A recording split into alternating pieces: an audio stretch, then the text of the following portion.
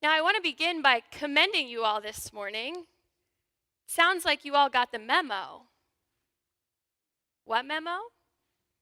Well, that we worship together additional times throughout the year except for just Easter and Christmas. I'm glad you're here. So, when I say Christ is risen, I want to invite you to respond, Christ is risen indeed, alleluia. Christ is risen. Alleluia. John Iono, best known as J. John, is an international evangelist and author based in the United Kingdom. At one of his speaking engagements, he tells a story about a time when he was sitting next to a woman on an airplane.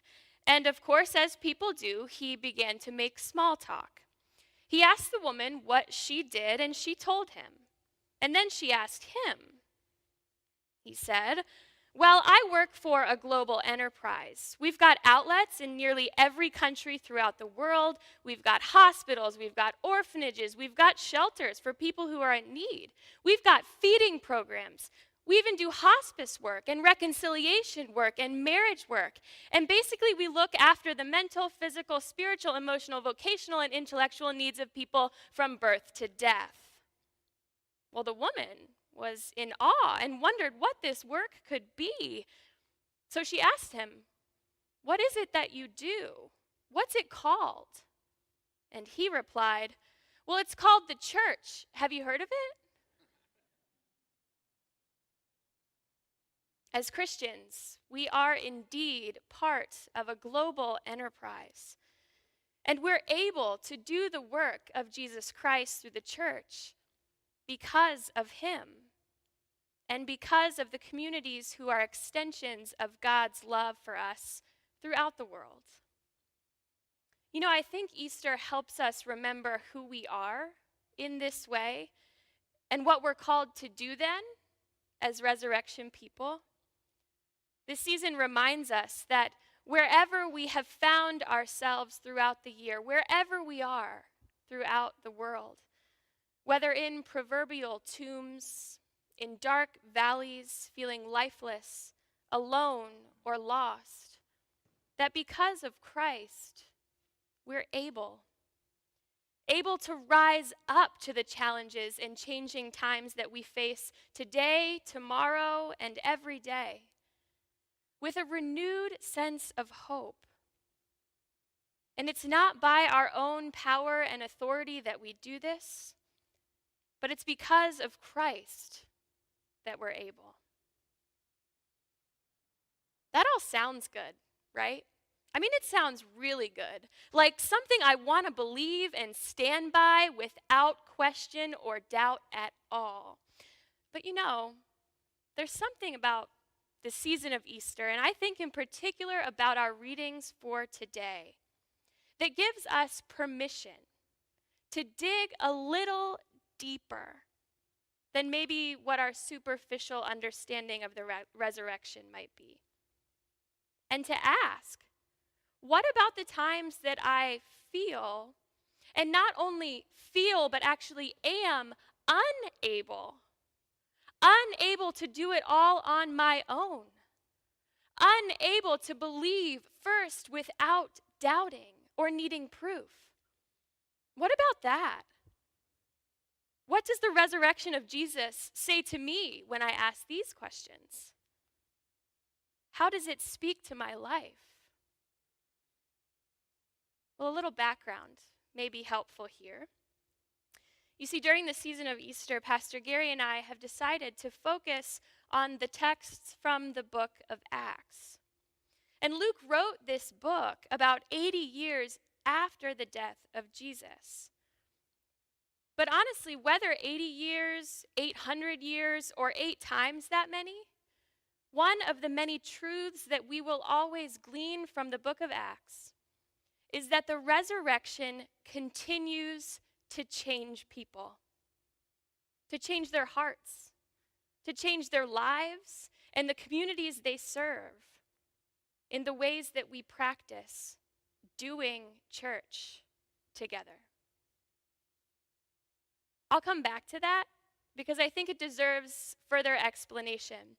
But for now, I think a little more background may be helpful. Because in the beginning of this chapter of the book of Acts, Luke describes the birth of the church, and it doesn't come without labor pains. Peter and John had been arrested for doing what Jesus had taught them to do, for preaching and teaching people about the resurrection. And yet here they find themselves in the custody of religious authorities for essentially two reasons. The first is that they had no formal training to do this type of teaching. Wait a minute, no training? Jesus was their rabbi. But okay. And number two, the number of believers that had converted in the days following Jesus' resurrection was growing out of control. This was a threat to the priests and the rabbis who called all the shots back then, and my, how have times changed. But in all seriousness, why? Why did they feel threatened by this new teaching of authority? Well, simply put, it was out of their hands. It was no longer in their control. And they could hardly imagine that in that day, let alone today, that God was doing a new thing. The religious elite, called the Sadducees, had the apostles arrested out of fear that their power could no longer contain the people. Now, with these resurrection preachers off the street, it was the perfect time for them to offer whatever evidence they had to convict and disprove these misfits once and for all. But then the authorities realized that even in spite of Peter and John being held in custody, the number of believers continued to grow exponentially.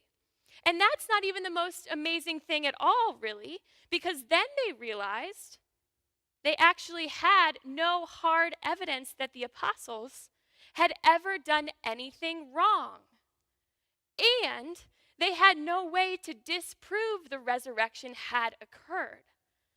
So if these religious authorities who were closest to the situation at the time couldn't even disprove it, well, who then would have the authority to do so? Case dismissed. And the disciples went on preaching. In undergrad at Roanoke College, I was maybe 19 or 20 years old and up to my ears studying theology and Spanish. At that time, I was learning the books of the Bible in Spanish, and in the Spanish Bible, the book of Acts is called Hechos. Well, it was only then, by hearing it in a different language than I had ever heard it before, that I started to realize just what this book is all about. Because Hechos can be interpreted as the things they do.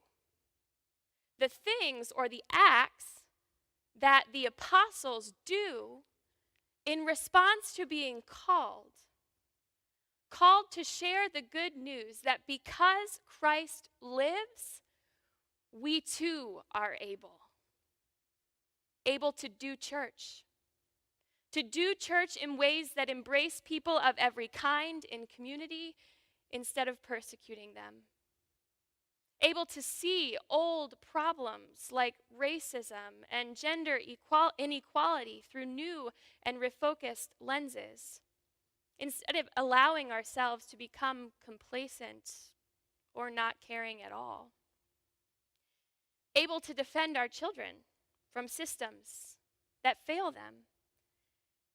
Able to hear young people whose cries call for change. Able to rise up and not grow weary. Able to grow in our exercise of grace and forgiveness for ourselves and for others.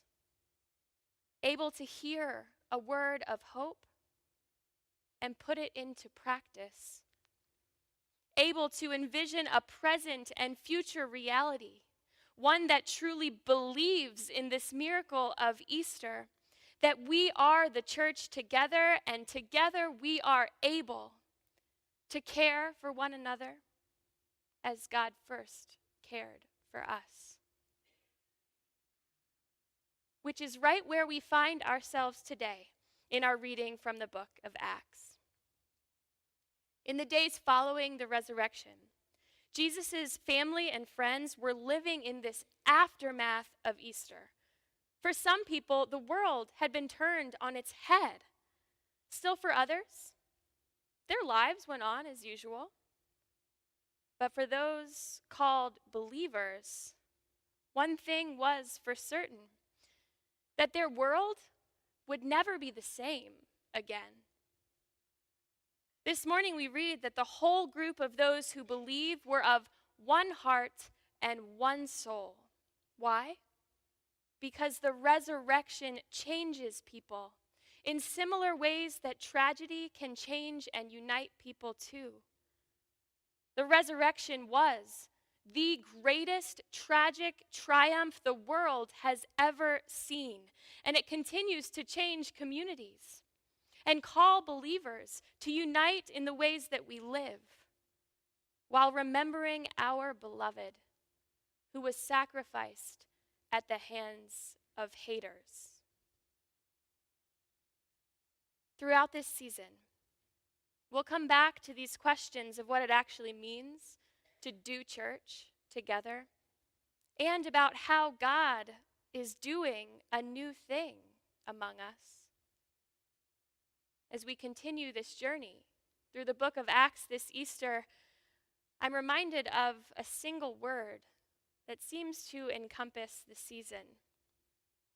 It's in Zulu, a South African language, and that one word is Ubuntu. Ubuntu means I am because we are, and we are because Christ is. It's one word that captures what it means to be and do church as resurrection people. It's one word that describes a community of believers who live in response to God's life-giving and amazing grace, with one heart and one soul, walking together through the highs and lows of this life, looking out for each other's best interest, putting the best construction on every single thing. That's how Martin Luther put it. And providing for each other as God first did for us through Christ. The truth is that the resurrection of Jesus was the greatest catalyst for change that our world may ever see. And because of Jesus, the world no longer had to live like it once was, in darkness, divided by fear, without hope for a brighter future. No. With the death and resurrection of Jesus, God began doing a new thing among us. And God continues this work through you and through me. So I wonder, what would happen if we actually started living like we believe this good news? Like the apostles, outspoken, unashamed, and bold in their proclamation, willing to be arrested because Christ is risen. And because he lives, we are called to care for one another so that every child of God, no matter race, gender, class, or convenience to health care, education, equitable housing, or just wages, may truly participate in the joy and life-giving promise of the resurrection for us. So, what will it take? Are we willing to take such a risk? Are we able? What do you believe? I believe Christ is risen. Christ is risen indeed. Alleluia. Amen.